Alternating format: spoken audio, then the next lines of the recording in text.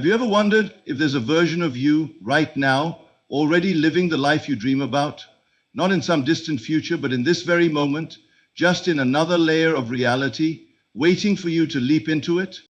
In this powerful message, you'll discover how to actually quantum leap into a higher reality using nothing but the laws of consciousness, imagination, and assumption. This isn't theory. It's a living experience. And once you understand it, you'll never look at your current reality the same again. I remember it vividly. I was living in New York at the time. Things appeared static. Circumstances were unyielding. The outer world had no evidence of the life I inwardly longed for. But I knew the truth of consciousness. And I knew that what I saw was only a shadow cast by a deeper assumption. So I did something very simple. I sat in my chair, quieted the mind, and dared to assume, not wish, not hope, but to feel that I already was the man I wanted to be. I did not wait for evidence. I lived in the end. I imagined from the place where the reality was already mine. And then I let it be. Within days, doors opened, people moved, events unfolded, not because I chased them, but because I had shifted timelines entirely. The old reality dissolved, not because I fought it, but because I no longer gave it life with my attention. This is what it means to quantum leap into a higher reality. It is not mystical in the way the world defines mysticism. It is practical, it is deliberate, and it is certain. You do not climb step by step. You do not earn your way upward. You assume, and by that assumption, you claim your new place in consciousness. This is the secret that has always worked and will always work. For consciousness is the only reality. Consciousness is the only cause. Everything begins and ends within you. You quantum leap by shifting your assumption. Not effort, not time, assumption. Live in the end, not toward it. Feel from the desired reality, not for it. Look for it. Ignore current reality. It's just an echo of your old assumptions. Imagination is your vehicle. What you imagine with feeling becomes your experience. Your higher self is already living that reality. Align with it through feeling. There is no one to change but self. You are the operant power. Persistence makes the leap permanent. Repetition and feeling seal the shift. You may look upon the world and believe it to be something separate from yourself. You may believe in cause and effect as it appears in the world of senses, that if one wishes to rise, they must labor harder, strive more, or appeal to the world to shift in their favor. But I tell you, this is illusion. What you call the external world is but a mirror reflecting your internal state. Nothing comes from without. All things come from within. Consciousness is the one and only reality, not the body you wear, not the circumstances you live through. These are projections like shadows on a wall. The real substance, the true essence, lies in your own awareness of being. That which you are conscious of being, you become. For you cannot be conscious of a thing without becoming it. There is no power outside of you that dictates your life. You are not subject to fate or chance. These are terms the sleeping use to explain what they do not understand. But once you awaken to the truth that your own consciousness molds and shapes the experiences you call life, you are no longer a servant to appearances, you become the master of them. Let me show you. Imagine now not a single object, but a state of being. Feel yourself to be rich, not hoping to become rich. Feel the reality of wealth as though it were already yours. Do not think of riches, think from riches. See the world from that place. Hear the sounds you would hear. Walk with the posture of one who possesses. Speak from that confidence. Taste the feeling of security. This movement in consciousness, from lack into abundance, is not mere daydreaming. It is the creative act itself. What you accept as true of yourself becomes your world. But the world will not reflect this change immediately, for it is but a delayed expression. You are planting seeds, and the field must first yield its fruit. So do not be discouraged if appearances remain. Appearances always lag behind the assumption. Do not water weeds by reacting to what is. Water the harvest by remaining faithful to what you have assumed. Most fail not because they do not imagine, but because they continue to believe that outer facts are more real than inner assumptions. They live as though the shadow is the source, rather than realizing the shadow is cast by the light within. You are that light. Your consciousness is the projector and the world merely the screen. If you would change your world, you must first change your idea of yourself, and you do this not by will but by assumption, by feeling yourself to be the thing desired. This is the great secret hidden in plain sight. It is why some who have nothing may suddenly become great, and why some who appear to have all things may fall. For circumstances follow consciousness, not the reverse. There are no accidents in life. What you meet, what you experience, flows directly from what you are aware of being. You may pretend outwardly, but what you believe inwardly, that will be made manifest. You may say you are successful, but if you feel unworthy or doubt it in silence, the world will echo your true state. You do not ascend through time. You do not evolve gradually into the life you desire. What you call progress is not a ladder climbed by effort, but a door entered by awareness. The leap you seek is not of the body, nor of physical effort. It is not the product of striving, nor is it earned by the sweat of the brow. It is achieved in one place only, the mind. To leap, you must shift, and the shift is an inward one, a change of assumption, a change of identity, a change in where you live, in consciousness. Many wait for life to improve before they allow themselves to feel different. They say, when I get the promotion, then I will feel successful. When I find love, then I will feel worthy. When the money arrives, then I will relax.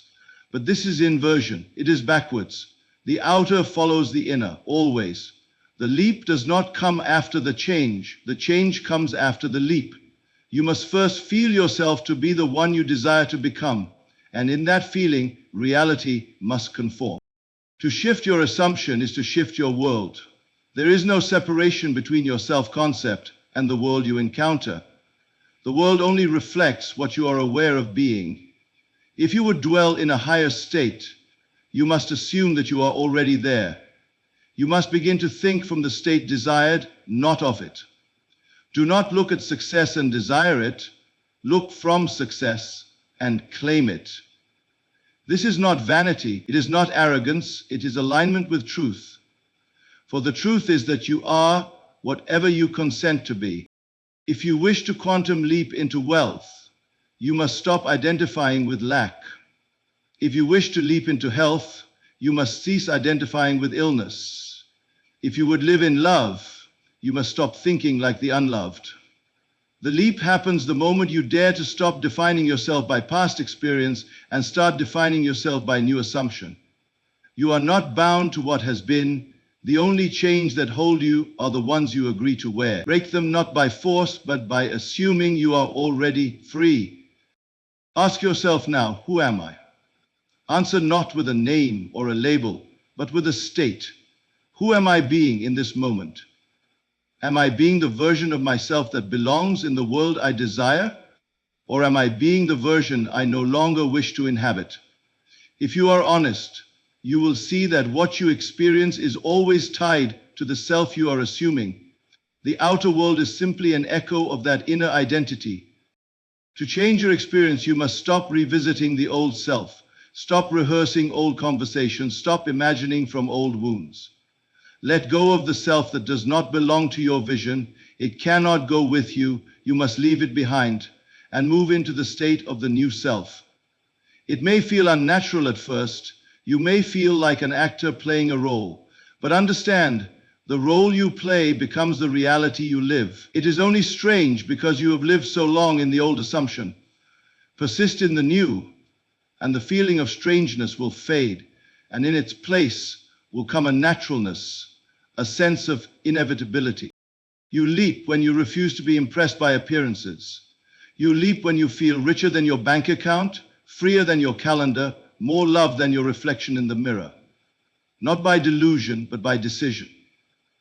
Imagination is not fantasy, it is the creative act. When you assume, you plant a seed. When you persist, you water it.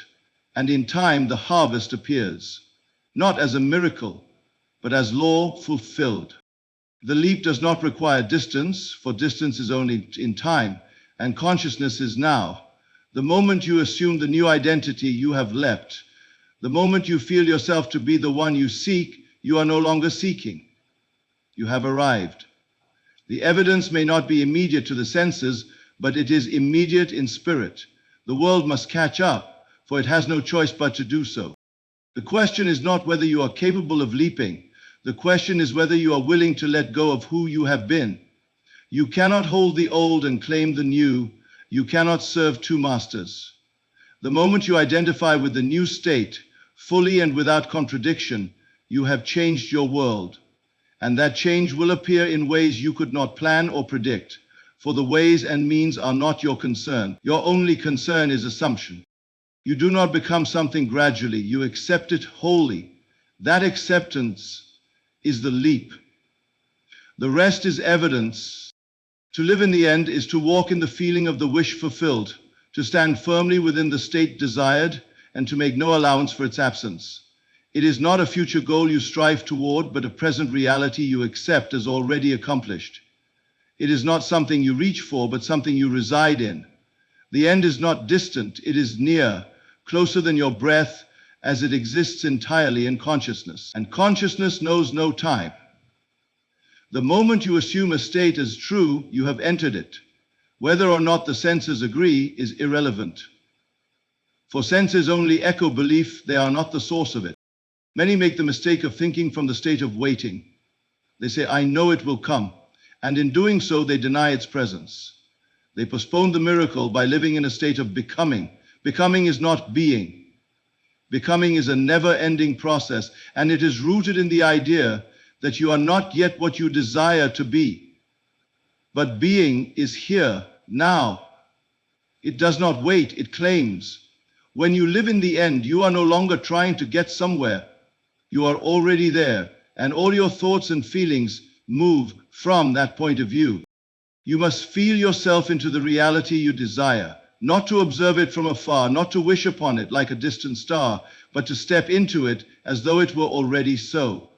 This stepping in is internal, it is silent, it is unseen by the world, but deeply known by the soul. When you live in the end, you see the world through new eyes. The old man, the former self, has passed away, and everything that once supported the old story must now dissolve. For the new assumption is the only truth you will allow. It is not enough to visualize, one must feel the reality of the wish fulfilled. Let it impress itself upon your emotional body. Let it take residence in your heart.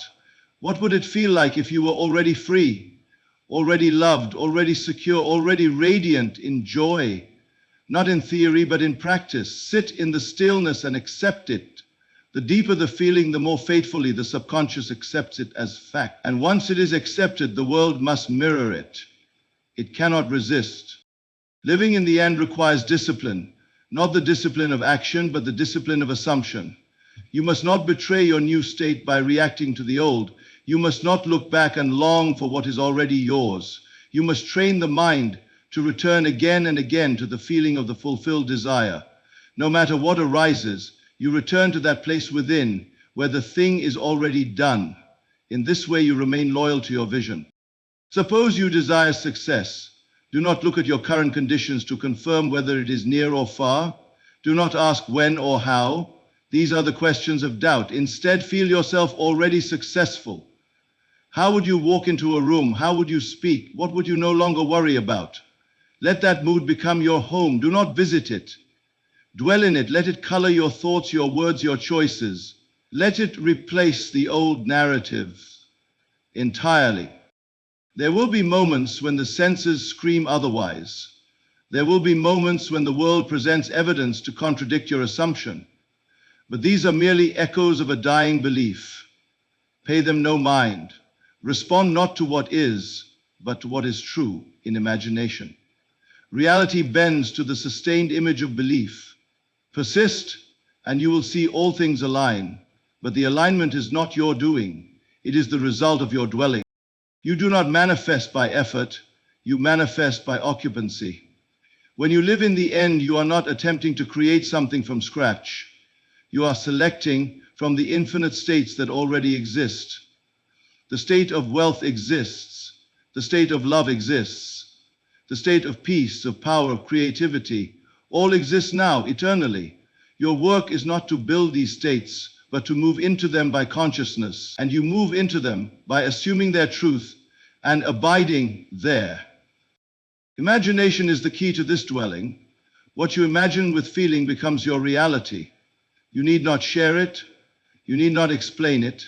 Your only task is to persist inwardly in the feeling of the end. Let the inner world be more real to you than the outer, for the outer will follow. The outer must follow. When you understand this, life becomes not a series of obstacles to overcome, but states to inhabit. You become the master of experience, no longer asking when will it come, but declaring it is already mine.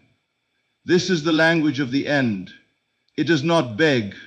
It does not doubt. It does not plead. It rests in fulfillment. And from that fulfillment, all things proceed. To ignore current reality is not to deny its appearance, but to deny its authority. You are not instructed to pretend it doesn't exist, but to know it holds no power over your future unless you grant it that power. What you see now is nothing more than a reflection of what you once assumed. It is not permanent. It is not final. It is simply the result of your former states of consciousness, old garments worn by a former self. And if you dare to remove them, if you refuse to honor them with your attention, they will fall away as surely as night gives way to morning. You must stop worshipping facts. Facts change. What you call truth is often only a temporary expression of an old belief. The moment you accept this, you free yourself. You become the master of what unfolds. For it is not the world that shapes you. It is you who shape the world, and you do so not by effort, but by assumption. The only thing giving power to what you see is your agreement with it. Withdraw your agreement, and the outer world loses its grip. When you look at your bank account, your body, your relationships, your environment, you must learn to look with inner vision, not with eyes that measure, but with eyes that know. Know what? Know that what you are seeing is not cause, it is effect, it is shadow. And a shadow can only exist in the presence of light. You are that light. You are the one casting the shadow through your state of being. Change the state, and the shadow must change. Do not argue with appearances. Do not fight them. Do not beg them to change. That only feeds them. Instead, remove your attention from them entirely and place it on the unseen reality you desire to manifest. This is not escapism, it is law. You are not ignoring reality to run away, you are ignoring it to recreate. You cannot build the new while clinging to the old. You cannot serve two masters. Either you live in the assumption of your desire fulfilled, or you live in reaction to what is. One creates, the other repeats. To persist in your inner world while the outer contradicts it is the true test of faith. And yet it is not a test in the sense of hardship, but an invitation, a divine challenge to choose again and again where you will dwell in consciousness. Will you remain loyal to your vision, or will you surrender to what the world shows you? The choice is always yours. You may be tempted to react, to defend, to worry, to doubt. But in doing so, you only perpetuate what you claim to wish to leave behind.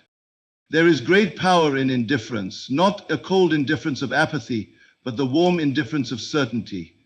The kind of calm that comes from knowing your word cannot return void, that once you have planted the seed in imagination, the harvest is inevitable.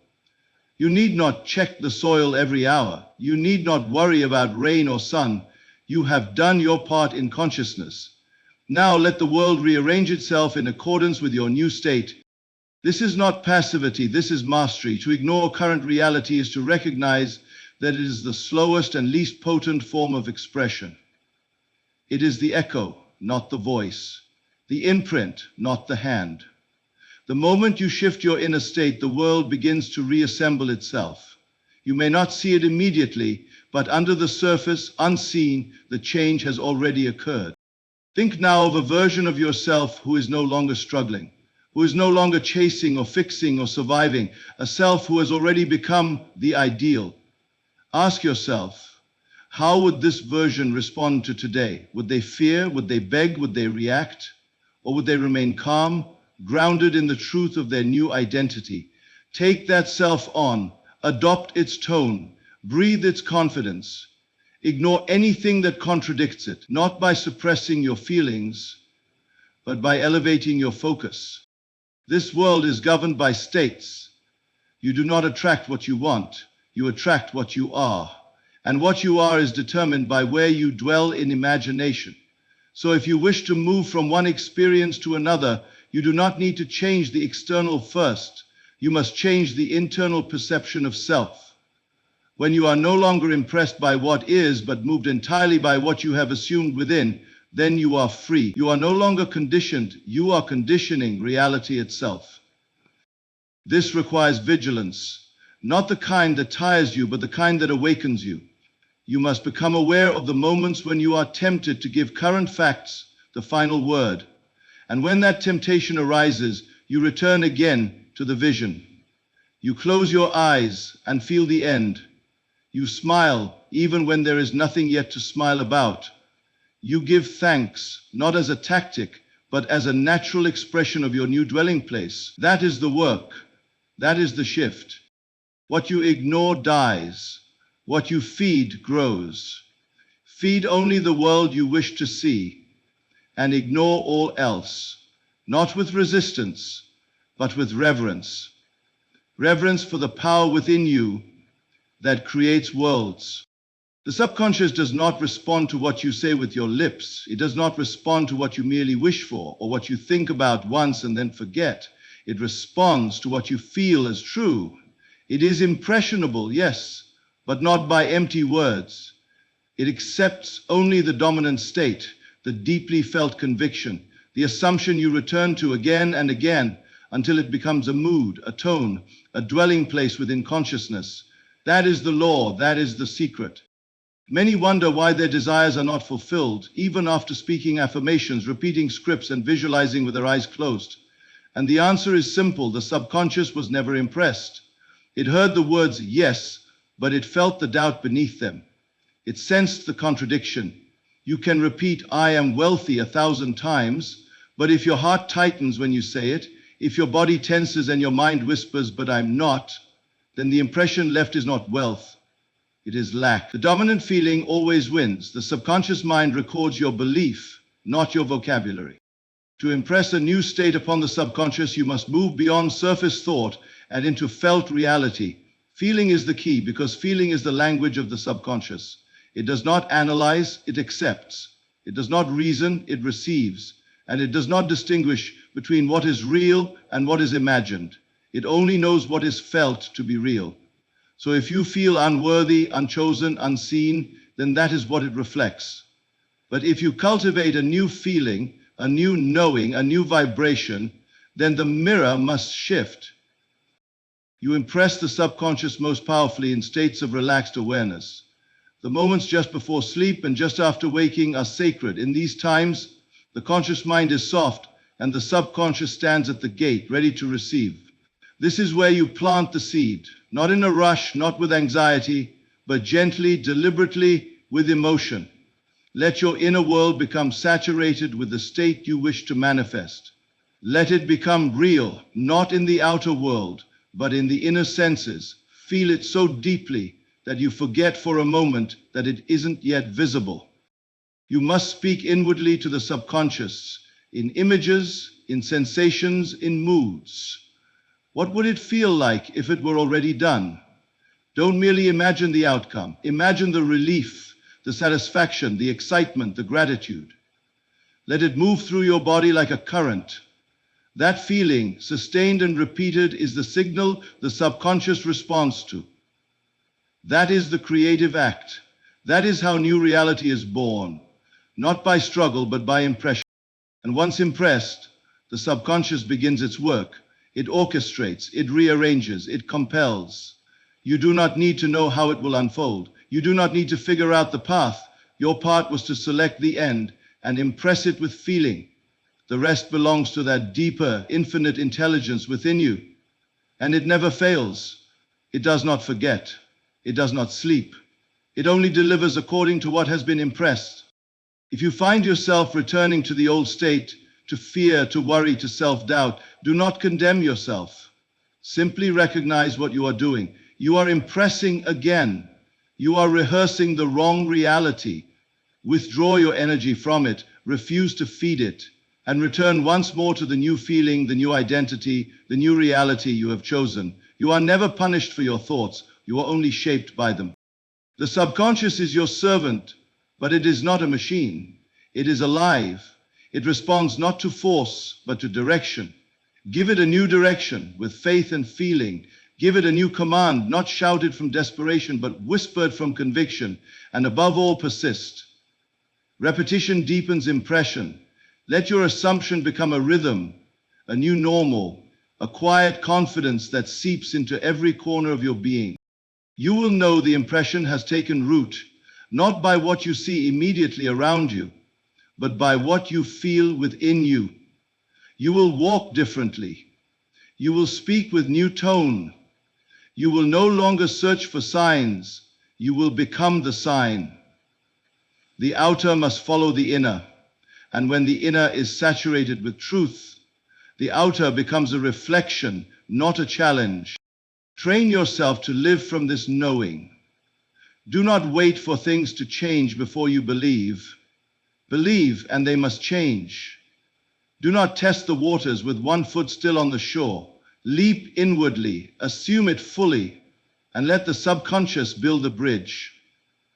That is its role, that is its genius. You are not a victim of circumstances. You are not bound by the facts of the world. You are the operant power, and your subconscious is the garden.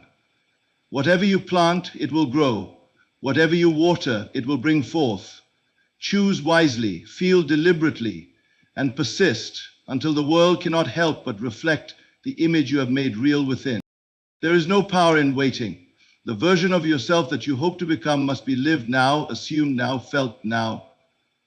It is not something you reach through time, through action, or through effort. It is something you accept in consciousness. You do not become, you reveal. For what you seek to become already exists as a state of being, a vibrational identity in the infinite field of consciousness. You are not trying to achieve it, you are selecting it. All change begins within. If you wish to experience a different reality, you must first become a different version of yourself. Not in body, not in name, but in vibration, in awareness, in self-concept. You must feel yourself to be already what you desire. The world you experience is a mirror, and this mirror does not reflect what you want or even what you do. It reflects what you are. And what you are is determined by what you believe to be true of yourself. Ask not, when will I have what I desire? Ask instead, who must I be to experience this now? That question is the key. That question leads you to the state. You must be willing to let go of who you have known yourself to be and boldly enter the new role. And roles are not played by hoping, they are played by feeling, by acting inwardly as if the new identity is already yours. Suppose you desire love, not merely to be loved, but to be someone who is deeply, naturally lovable. The version of you who lives in this love already exists in potential. It is not created, it is assumed. So you ask yourself, how does this self think? How does this self feel? What does this self believe? And then you begin to embody those answers, not by forcing, but by allowing them to rise and replace the old identity. The shift is internal. It is subtle, but it is everything. The self you now embody has habits, emotional habits, mental patterns, tones of thought. Begin there. You need not change the world, you need only change the one perceiving it. As you assume the feeling of your future self, the world must yield to match your new frequency. People, circumstances, and opportunities align not because you chase them, but because you have become the version of yourself to whom those things naturally gravitate. There is no distance between you and your desire except the state you currently occupy. All states exist now. They are eternal, complete, and fully formed.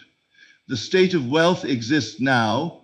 The state of confidence, joy, freedom, and purpose, they all exist now. You do not need to create them. You simply move into them by changing your inner dialogue, your emotional climate, your assumptions about who you are. The body follows the mind, and the world follows the soul. This is not about pretending. It is not about lying to yourself. It is about waking up from the illusion that you are bound by your past. You are not. You are bound only by your memory of it. The moment you drop that memory and enter the new state, you begin to build a new future, not by effort, but by being. Being is magnetic. It draws everything to it, in harmony with its own nature. Do not wait for evidence. Embody first. Act in imagination. Walk as your new self. Feel as your new self. Speak in ways your new self would speak. Move in the world with the confidence that you are already becoming. And what you are becoming is not a distant goal. It is a present reality, accepted and felt as true. Rehearse it internally. Every day, sit with the vision of your new self, not as a dreamer, but as an inhabitant. Sit quietly and feel the mood of the fulfilled version, not the excitement of getting there, but the calm knowing that it is already done. That quiet confidence is the doorway. That mood is the passport to the new reality. Every time you choose to return to the old identity, through worry, fear, limitation, you reinforce the past.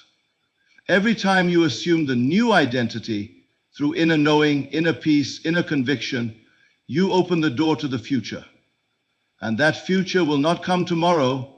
It will begin to shape itself around you the moment you live in it inwardly. You are never more than one decision away from transformation. Not an outer decision, but an inner choice to let go of the old and dwell in the new. Choose now, not because it is urgent, but because it is possible. You do not need more time. You need more presence. The presence of your new self, fully alive, already expressing, already enjoying, already free. You are not changing the world by force. You are changing your state by assumption. And once the assumption is sustained, the world follows. So be deliberate, be quiet within, and be faithful to the version of yourself that already has what you desire. Not someday, but now. Always now. The only true measure of transformation is persistence. Not effort, not noise, not outward motion, but the quiet, unwavering decision to remain faithful to the end you have chosen. There is no greater test and no greater triumph than this: to persist in a state of knowing, even when all appearances seem to contradict it, is the secret path to mastery.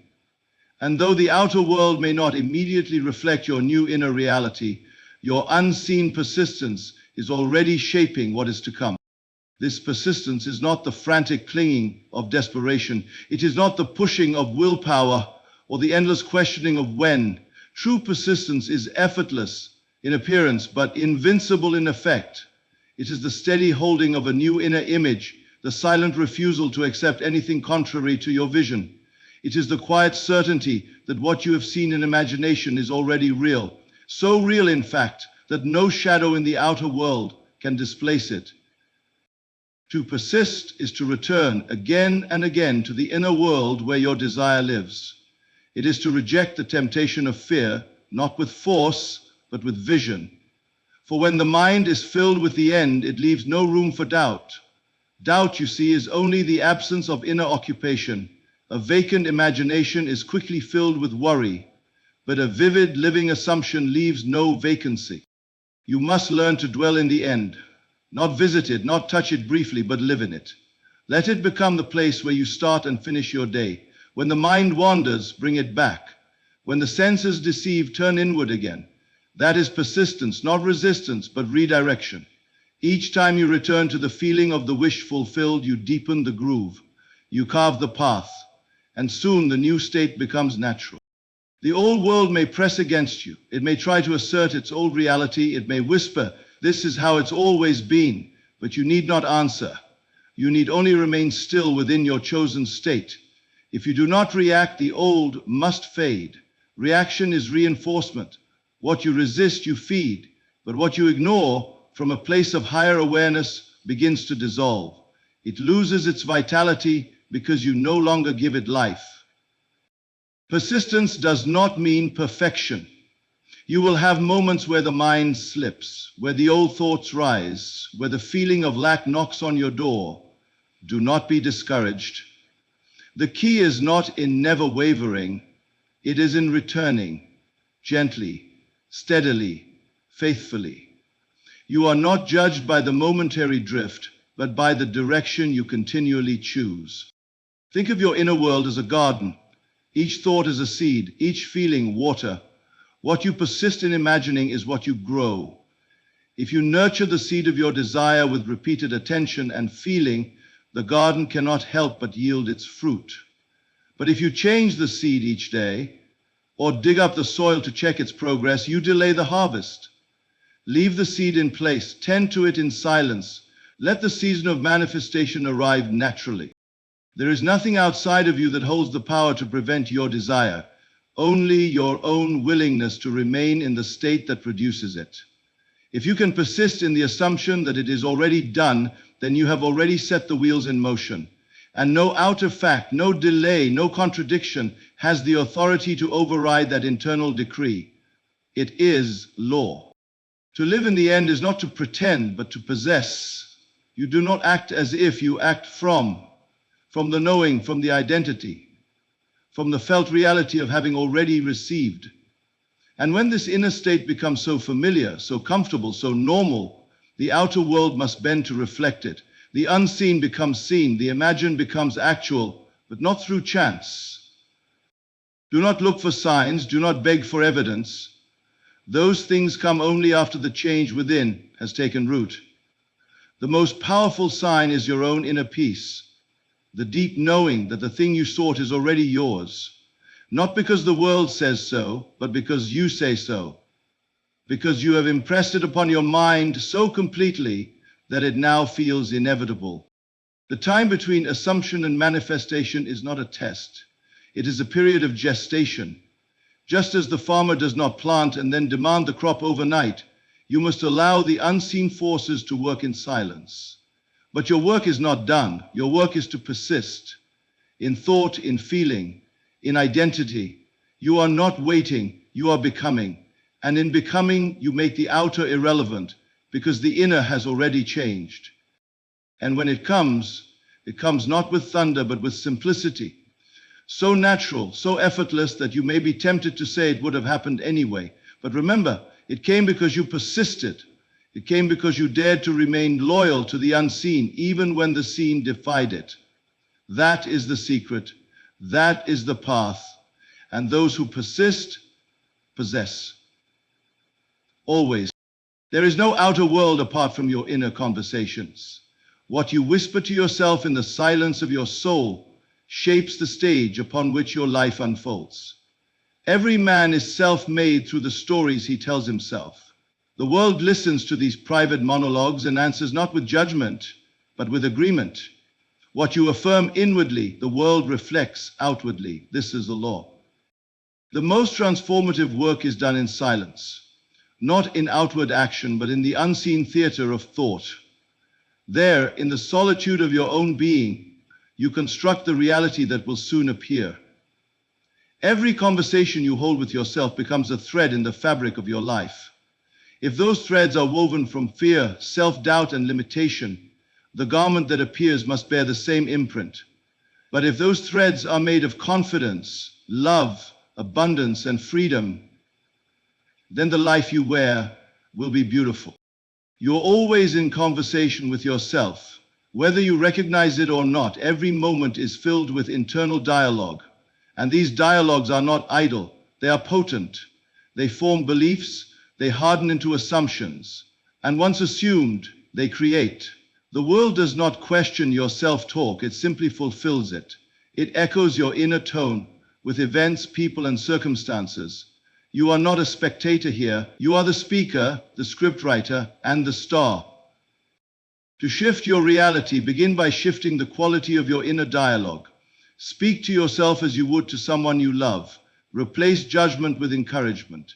Exchange complaints for declarations. Turn from the voice of lack to the tone of fulfillment. And most importantly, speak from the end, from the place where your desire is already realized. Not asking for it, but affirming that it is. This inner declaration is not wishful thinking, it is creative speech. There is no greater discipline than mastering the tongue within. For what you speak within, whether in word or tone or image, becomes flesh. The inner word is the seed, the outer world is the harvest. You may tend to the soil of circumstance, but it will not blossom until the right seed is planted. And the right seed is the word spoken from conviction. You must dare to affirm what your senses deny. You must speak as if it were already true, and the world will catch up. Practice is required, for most have lived so long under the tyranny of unconscious thought that their minds echo with the old stories. Stories of not enough, stories of rejection, stories of failure. These are not facts, they are habits. And habits are not broken by force, but by replacement. Begin to tell a new story, quietly, persistently, lovingly, and soon the old stories lose their power. You are not a passive listener to these conversations. You are the author. You decide what is spoken. And every time you choose the language of your future instead of the voice of your past, you rewrite the script. At first it may feel unnatural. The old voice may shout. But do not fear it. Let it fade. Do not argue with it. Simply turn your attention inward and choose a new word. The tongue of imagination is more powerful than the noise of doubt. Let your inner speech match your desire. Let it be filled with gratitude, not longing, with confidence, not pleading. Say to yourself in the silence, it is done. Say, I am, not I hope to be. Say, I have, not I wish. These simple shifts in language reflect profound shifts in identity. And identity is destiny. You become what you consistently say you are. The subconscious listens always, not to what you proclaim in moments of excitement, but to what you repeatedly say in stillness. And so your work is not to impress through volume, but through persistence. Whisper the new story daily, not just when things feel good, but especially when the outer world seems unchanged. That is when the new story has the most power. That is when it takes root. The world is your mirror, yes, but the reflection always begins within. If you say, I am loved, and dwell in that feeling, the world must reflect love. If you say, I am successful, and speak with the confidence of one who already is, the world must conform, not because it is persuaded, but because it has no choice. It is law. The inner word becomes outer fact. So govern your tongue, and more than the tongue, govern the silent voice that speaks when no one is listening. Train it to tell only what you wish to be true. Speak not from memory, but from vision. Speak not of what is, but of what is becoming. Speak with the authority of one who knows that all things respond to the inner word. The moment you believe, the moment you feel it, the moment you say it inwardly as truth, that is the moment creation begins. You do not need to convince the world, you need only convince yourself. And once you have, once your inner dialogue reflects your highest self, the world will align without effort. There is no need to beg for what you already are. Declare it, dwell in it, speak from it, and let the unseen shape the seen according to your new silent decree. And now, having walked through the inner corridors of transformation, let us remember this.